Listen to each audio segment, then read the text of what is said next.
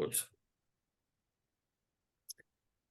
Hello team, it's Gavin here from Growing Younger, and for this week's podcast we've got a very special guest here, Dr. Kylie, who owns Auckland Strength and Performance, isn't it? Is that Auckland right? Health and Performance, Auckland Health and close. Performance. So close enough, close to do my research.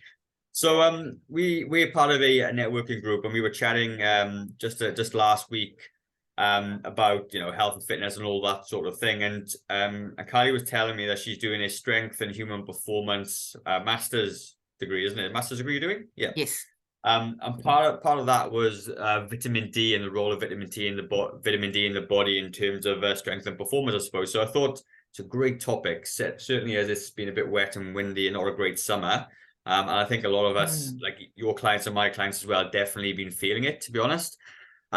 So what I'll do is I'll let you introduce yourself, if that's okay. Tell us a bit about your past, how you got to where you got to, and then we'll run over some questions about the importance of vitamin D. Awesome. Hi, everybody. My name is Dr. Kylie. I am the owner of Auckland Health and Performance. I'm a sports chiropractor.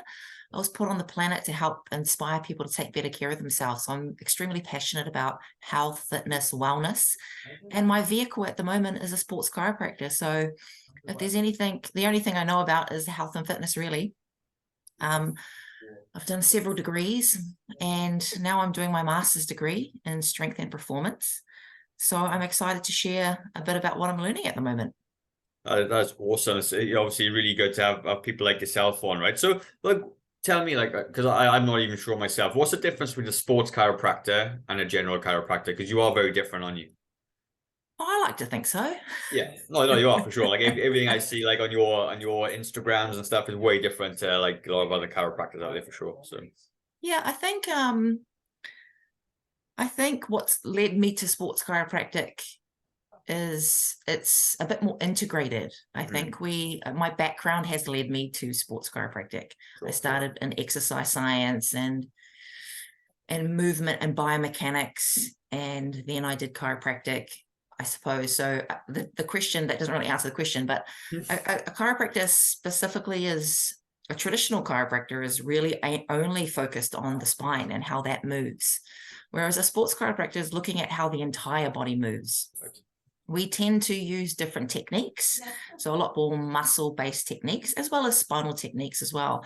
But our primary focus is really helping people move better, and that's probably the distinct difference. Although some other chiropractors would debate that as well. So I suppose it would be spine only versus the entire body would be probably one of the major differences. Cool. I love it. It's fantastic. So what we'll do, we jump into it then, right? So I'll jump off the first question really is like, why is vitamin D important for our health? Like, because people talk about it a lot. You may have heard it on the TV or read about it, but like, it's quite an important vitamin, isn't it? So why is it important for our health? Oh, it's so important. It's so important. So important. That's enough. It's so important. It's just so important. On many levels, it's so important. I suppose the first thing to know about vitamin D is that it's actually a hormone in the body. Right. So it's not only a vitamin, but it's superior to other vitamins, I think, because its actual function, it functions a lot like a hormone. It has massive effects right across the board in regards to bone strength, bone mineralization, as well as like glucose metabolism and how your body controls how it manages blood sugar. It affects calcium absorption in the body. It can improve and change your mental health. So one of the things, we're all really cold in Auckland at the moment. There's not a lot of sun. We didn't really have much of a summer. And there's something called seasonal affect disorder, which means when our vitamin D levels are really low, we kind of get a little bit sad, as in seasonal affect disorder. And that's been related to low vitamin D levels. So again, across the board, vitamin D can have a huge impact on musculoskeletal health, insulin, glucose metabolism, as well as bone mineralization. So neuromuscular effects, immune effects, and bone health effects, as well as the mental health stuff. So again, it's pretty important. Sure. Kind of like what's interesting is like obviously our client base at Growing Younger is 40 and above, right? So you've just ticked off all those benefits to people with that, right? Because we do have lots of people with diabetes for sure. You know, as you're getting into ladies in menopause, you know, the bones are at risk of osteoporosis and all that good stuff, right? So are you saying like if they were to supplement with vitamin D would be beneficial for the longevity? Is that what we're kind of saying, or? You know, that's it depends.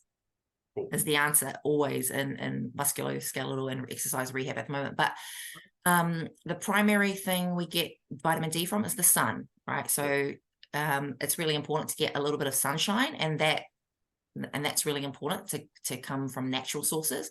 I tend to always recommend getting things from natural food sources as the primary source. So supplements are supplements. They supplement a well-rounded whole diet. Cool. And so we probably want to first start talking about, where do you get vitamin D from? You're going to get vitamin D from the sun. So vitamin D is actually what we call an inert substance, which means that it's not biologically active. So vitamin D has to be absorbed through the skin, through the liver and the kidneys, and then the small intestines to become active. I see. Okay. So one, we need to get a certain amount of sunshine. So that's going to depend on where you are in the world, what color of your skin is. Are you darker skin tone? Do you have lots of melatonin? And then there's obviously, you know, proceed with caution in regards to, you can't have too much of a good thing of anything, skin cancer, and then getting enough vitamin D. So specific, I think it's the recommended daily dose of sunshine is anywhere between 2 to 12 minutes, depending on those things. Is it that little? It is that little, Oh, and okay.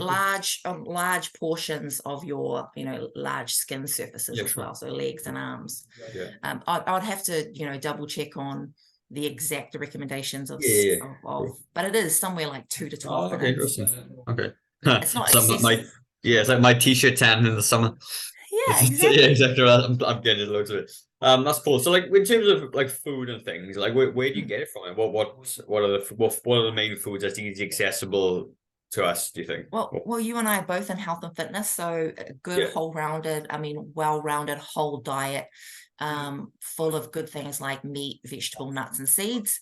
One of the main sources of vitamin D is going to be oily fish.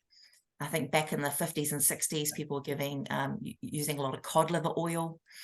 So oily fish like salmon, things like that. Okay. Eggs, egg yolks, organ meat, kind of the gross stuff, but organ meat like kidneys and livers and things like that. But eggs and oily fish are probably the main sources of vitamin D from our diet. That's cool. So what would you say to people who are a bit like because obviously lots of misinformation out there and people are a little bit concerned of eating egg yolks in particular, or maybe oily fish because of there's too much fat in it or whatever. Like what would you say to that? Like moderation or? I think that's always a good response. You know, I'm always a whole rounded diet, full well-rounded balanced diet is always recommended. Fat is really good for us. Fat produces cholesterol, and cholesterol is really important for our heart health. It creates all our hormones in our body. So there's a lot of misconceptions around fat and its negative benefits. There's a lot of misinformation around having a high fat diet or not, or fat being bad for us. Yeah, sure. No, there is, like, and people like I always say to people, like, it is always moderation. You need a balance of everything, fats, carbs, the whole lot. Like, you can't just go crazy on one or the other because you're gonna be deficient in certain things by doing that, you know. Which is interesting. All right, cool. So with like I guess I'm trying to figure out the dosages. So it's like if you go in the sun 2 to 12 minutes, let's just say, like, how much vitamin D are in those food groups that we're looking at? Is it measurable? Is it, or like what is it? I mean, it is measurable. There are certain milligrams in each of those foods. You know, you don't want to quote me on exactly how much milligrams is in each vitamin D, but I think the most important thing is you can get a test from a doctor to ensure that to figure out if you are deficient in vitamin D or not. So that is simply a GP can get that information for you. So I'd probably recommend that people do that to ensure that they've got the appropriate levels. You want to be taking, the recommended daily intake for vitamin D is 1,000 international units a day. That's quite low, to be honest. The research that's coming out in the last 5 to 10 years has probably doubled, if not quadrupled, that recommendation. I personally take 4,000 international units because an international unit is kind of just a generic term that's kind of pulled out of a statistical kind of what we call a statistical ANOVA, or and most people need roughly between 2,000 to 4,000 international units a day. So one pill generally in a supplement bottle is going to be 1,000. I personally take 4 of those. Wow. Okay. So is that just because you've been doing this research, or is that something you've done for a while, or is it? Well, it's something I've done for a while, because it's quite common knowledge that how they came up with those recommendations is quite vague. So that was just randomly chosen that 1,000 international units is what was recommended. Sure. But more and more research is coming out that we need actually a little bit more than that. Right. Very interesting. So it's recommended about 1,000, but more recent research is coming out that it's probably double, if not quadruple that. That's amazing. So it is like, I mean, like honestly, I kicked off there, but definitely this year, obviously the summer hasn't been great. And you've seen the moods of people as well, and going through that rain the last couple of last 2 months or so, like for us as a business anyway, we would get lots of conversations with people coming in, and the feedback is that, like, you know, we're exhausted, tired, stressed, way more than we kind of experienced last year, I think, because of the weather. So yeah, I mean, I think there's definitely something in that. Yeah, absolutely. It's good. All right, so I've only got 1 or 2 more questions to ask you, I think, because you've answered them all, which is fantastic. Where are we? No, that's good. So supplements then, right? Because, like, you know, some people are really skeptical of supplements. And like, have you got any brands that you would recommend, or what do you take, or are you allowed to recommend something, or what would be the thing? I think I'm allowed to. I think I'm allowed to recommend. I'm not sure as a chiropractor if I'm allowed to recommend. Probably not allowed to recommend, actually, but I'll give this advice with caution. Yeah, and say what you take. I mean, because nobody can argue with that. I'll say what I personally do. That's probably safer. Yeah. I take something called Clinician's Choice. Or I think it's called Clinician's Choice. That's available from, like, the Chemist Warehouse. That's a liposomal, what are they called? Like a liposomal delivery, which means that it's been proven to be absorbable, a higher bioavailability rate. That comes in a liquid. I think, that's about, again, 4,000 international units a day for me. There are what we call higher grade supplements available, which are practitioner only supplements. That's, what are those called? Metagenics is one. Available from naturopaths, chiropractors, and natural healthcare practitioners. And then you've got bioceuticals. That's also available from Chemist Warehouse, for example. Okay, fair enough. So, like, it's interesting because, like, when we just started kind of, well, I guess, it's promoting supplements within our business at the minute. And one of the things, like things like turmeric, for argument's sake, you know, if it's not sort of paired with pepperine and it doesn't absorb, the bioavailability is quite, well, it doesn't happen, right? Yes. So with what would something for a consumer looking to buy supplements for vitamin D, what would they need to look for as in a good and a bad supplement? Yeah, that's a good question. I would suggest that it's one that you take vitamin D with fat. Right, because that's why eggs are brilliant, because they're high in vitamin D and they've got a little bit of fat in. So that's why I'll always say have an egg. Yeah, sure. Or 2 or 4 eggs if you want to get 30 grams of protein. But eggs are a great way to get it in. But take your supplement with some sort of fat, like with olive oil. That's why cod liver oil is really, really good as well, because vitamin D is a fat soluble vitamin. Yeah. A, D, E, and K are fat soluble vitamins. Right, so that's basic science. So I actually, that Clinician's Choice one I take comes with vitamin K. Right. And if any of your patients are a little bit older and tend to bruise easily, one of the signs that you're deficient in vitamin K is that you bruise easily. Oh, interesting. Okay. Yeah. It's quite common in probably the 50+ group. Right. They walk into the side of the bed, or, do tiny little things, and get easily broken capillaries or Yeah, bruising, sure. Yeah. and that can be a sign of low vitamin K. Yeah, cool. Oh, interesting. I didn't know that. So, like, if you are, I guess, if somebody was concerned about they had low vitamin D, like, what would be some of the symptoms that they're experiencing, which would lead them to think, oh, maybe I need to go see the doctor to get a test? Like, what would be the signs for that? Well, I think the big one that we just have spoken about is that seasonal affect disorder, the Right. feeling of, melancholy, blue, I'm sad. And then unfortunately, the symptoms are going to be very vague, Right. Okay. which would lead people not to take action. Sure. Yeah. Fatigue, tiredness, brain fog, some glucose insulin issues. So that's the sad thing about it, is that it's so subclinical, and it sneaks up on you, which is why we get deficient in these things, because the symptoms aren't that obvious. Yeah, sure. No, it's interesting. I mean, I must admit, like, I wouldn't have ever thought to go to the doctor for a vitamin D check. Just wouldn't even think about it. Like, just wouldn't. You know what I mean? So yeah, I think it's that important that it should be in with a breast screening and a bowel screening. I think it's that important that people check their vitamin Ds. Sure. Do you know what? Now I know that, like, because I get this all the time. I'm down in the dumps and tired. And I might start recommending, look, when you want to speak to your doctor about a vitamin D deficiency, because it sounds like it's worthwhile getting it done, doesn't it?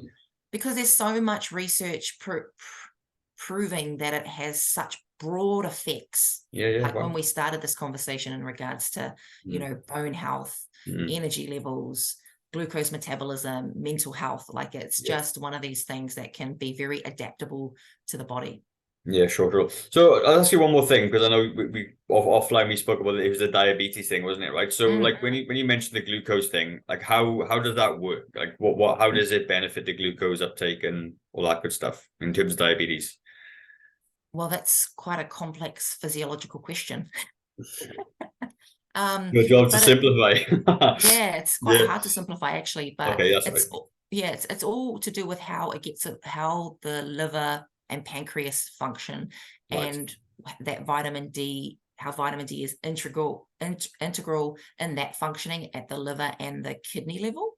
Right. So vitamin D has a huge effect at that level of the human physiology. So that would probably be the easiest way to answer that question. Yeah, that makes sense. That's right. I mean, there's some stuff I guess you couldn't measure anyway, isn't it? It's like you just how you feel, I guess, isn't it? It's how you're feeling and how your body's responding, isn't it? Yeah. Yeah, exactly. For sure. That's cool. Well, look, I'm out of question. That's fantastic. So if obviously some of our listeners wanted to sort of find you, because you're only in East Tamaki, which is not far away. Like, how can they find you? What are your sort of Instagram-y stuff, and how can they follow you? My business is called Auckland Health and Performance. So you can type that into YouTube and to Instagram and to Google, and it should come up. Well, that was awesome. It was so informative. Really appreciate you taking time out of your rest day to come and have a chat to me today. So there you go. You're Thank welcome. you.